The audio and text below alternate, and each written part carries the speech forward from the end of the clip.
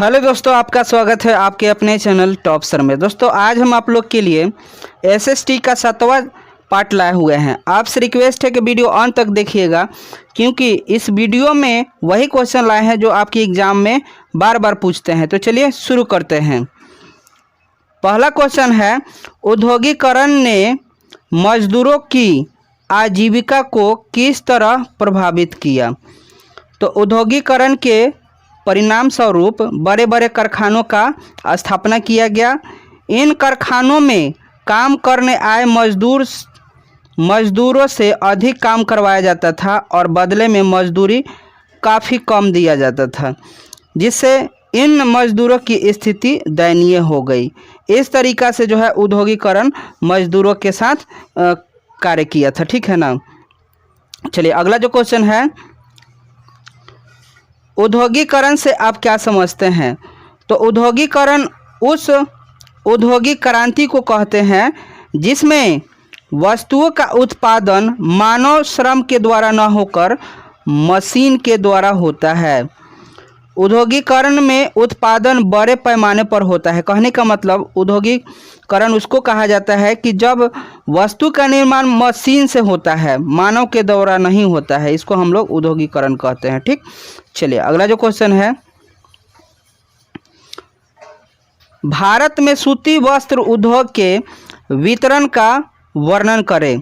तो देखिए, सूती वस्त्र बनाने में भारत का एकाधिकार बहुत प्राचीन काल से चल रहा है, लेकिन आधुनिक पहली सूती मिल की स्थापना भारत में सन 1818 ईस्वी में कोलकाता के निकट फोर्ट ग्लास्टर नामक स्थान पर की गई थी, जो कुछ समय बाद ही बंद हो गया। उसके बाद ही सूरत में खोला गया था। ठीक है, चलिए अगला जो क्वेश्चन है, राजनीतिक दल राष्ट्रीय विकास में किस प्रकार के योगदान करता है? तो किसी भी देश के विकास वहाँ के राजनीतिक दलों की स्थिति पर निर्भर करता है। राजनीतिक दलों में विभिन्न जाति, धर्म, क्षेत्र आदि के सदस्य शामिल रहते हैं। यह सभी सदस्य अपनी अपनी जाति, धर्म और क्षेत्र की समस्याओं को सरकार के सामने रखते हैं और सरकार उनके हित के कार्य करता है। ठीक है ना। चलिए अगला जो क्वेश्चन है, भारत में राष्ट्रीय आय की गणना में होने वाले कठिनाइयों का वर्णन करें। भारत में जो है राष्ट्रीय आय, दोस्तों यहाँ पर आय है, यू लिखा गया है। राष्ट्रीय आय की गणना करने में कई प्रकार की कठिनाई होती है। पहली कठिनाई पर्याप्त एवं विश्वसनीय आंकड़ों की कमी। राष्ट्रीय आय की गणना करते समय कई बार एक ही आय को दोबारा मुद्रण गिन लिया जाता है। बहुत से वस्तुओं के द्वारा विनिमय नहीं हो पाता है। ये सारे जो है कठिनाइयाँ सामने आता है। कहने का मतलब है ना कि जब आंकड़ा निकाला जाता है ना, तो कई बार देखने के लिए मिलता है ना कि उसको दोबारा गिन लिया गया है। ठीक है ना। चलिए अगला जो क्वेश्चन है, आपदा प्रकृति हो या मानवकृत, इसका सीधा असर जनजीवन पर पड़ता है। इसके बारे में बताइए। तो आपदा के कारण जन धन की व्यापक हानि होती है तथा राष्ट्र का विकास भी दुष्प्रभावित होता है। अतः आवश्यक है कि आपदा का प्रबंधन किया जाए। यह प्रबंधन आपदा पूर्व एवं आपदा के बाद दो प्रकार की होनी चाहिए। आपदा प्रबंधन हेतु व्यवस्था पंचायत स्तर से लेकर प्रखंड, जिला, राज्य एवं राष्ट्रीय स्तर पर किया जाना चाहिए। कहने का मतलब दोस्तों ना कि आपदा का प्रबंधन जरूरी है। ये जो है हर लेवल पर होना चाहिए आपदा का प्रबंधन। ठीक है, चलिए अगला जो क्वेश्चन है, राष्ट्रीय आय को मापन की विधि बताइए।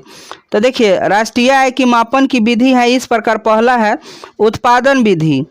उत्पादन राष्ट्रीय आय की इस विधि में उत्पादन एवं सेवाओं के अंतिम मूल्य के आधार पर राष्ट्रीय आय की गणना की जाती है।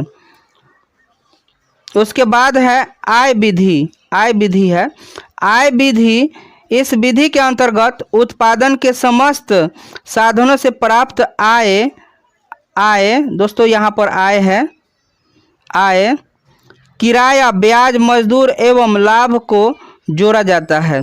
ठीक, उसके बाद है खर्च विधि। इस असलम पद्धति की शुरुआत कैसे हुई? तो असलम पद्धति की शुरुआत औद्योगिकरण से हुई है। मजदूरों को छोटे छोटे घरों में रहना पड़ा जहां किसी प्रकार की सुविधा नहीं थी।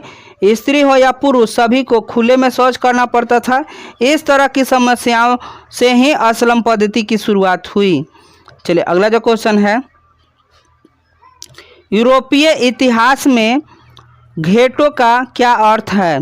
तो घेटो शब्द का प्रयोग यूरोपीय देश में यहूदी बस्ती के लिए प्रयुक्त किया जाता था। यह धर्म पर जाति एवं समान पहचान दर्शाने वाले भाव का नाम था।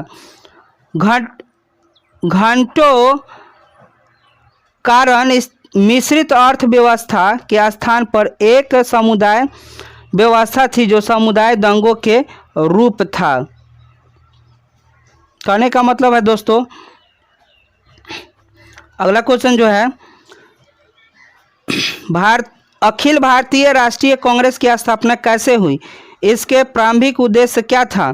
तो देखिए 28 दिसंबर 1885 ईस्वी में भारतीय राष्ट्रीय कांग्रेस की स्थापना हुई। इस बैठक के अध्यक्ष व्योमचंद्र बनर्जी थे। उसमें कुल जो है 72 सदस्य शामिल हुए थे। इस प्रकार अखिल भारतीय राजनीतिक मंच के रूप में भारतीय राष्ट्रीय कांग्रेस की स्थापना हुई। भारतीय राष्ट्रीय कांग्रेस के प्रारंभिक उद्देश्य निम्नलिखित थे। पहला था भारत के विभिन्न क्षेत्रों में राष्ट्रीय हित के काम से जोड़ लोगों के संगठन के बीच एकता स्थापित का प्रयास किया गया। देशवासियों के बीच विभिन्नता और सद्भावना का संबंध स्थापित हुआ। कर, धर्म, वंश, जाति या प्रांतीय विद्वेष का